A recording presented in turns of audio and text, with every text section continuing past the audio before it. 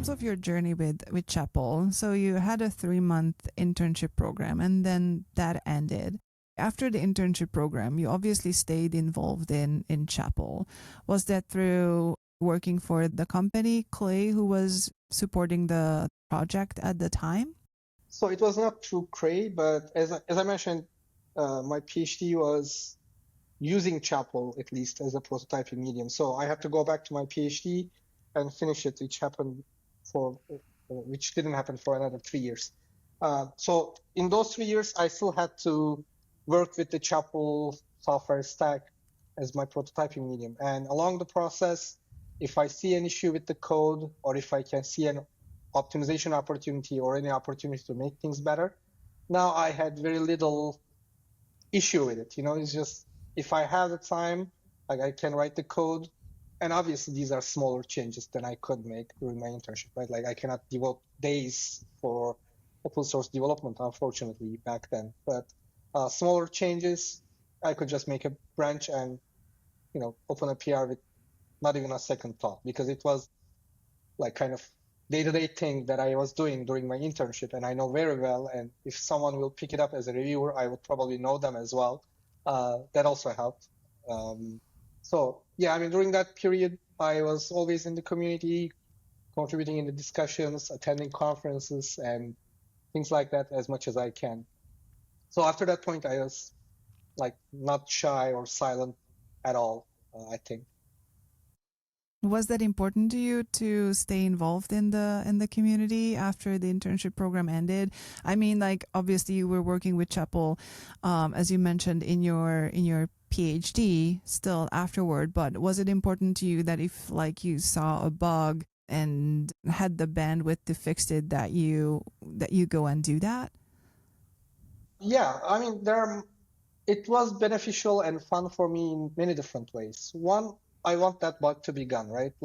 And I know it very well. And if I have an idea on how to fix it, it's much better for me to just fix it and open the PR, right? Like instead of going to someone asking, trying to see if they have the time and stuff like that. I have the time, I have the interest, and I have the motivation for this to function correctly, or this to function that way.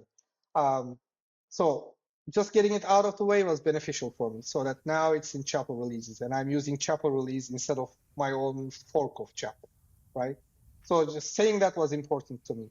And the other aspect of it is, my PhD was very experimental, so I was writing a lot of code, but at the same time, that code was just written one deadline to another deadline to another deadline, just to submit papers, collect results, and stuff like that.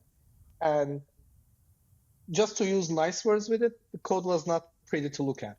At the same time, the code that I was writing for contribution to Chapel, it was more production grade, not necessarily, not like slapdash, put together spaghetti code, but more like, okay, this needs to be tested, and I need to think about all the cases where these things can go haywire, and cover the code for that and stuff like that. So getting to that mentality every now and then kind of keeps you sharp as a developer in general too, because if year in and year out you just write bad code, and I did write my own share of bad code during my dissertation times, it's not healthy for you as a developer. So I think those kind of contributions, writing code that will be, let's be honest, judged by others first and then used by others after, I think is a good skill and something that you have to keep doing with some frequency to keep you sharp, I think.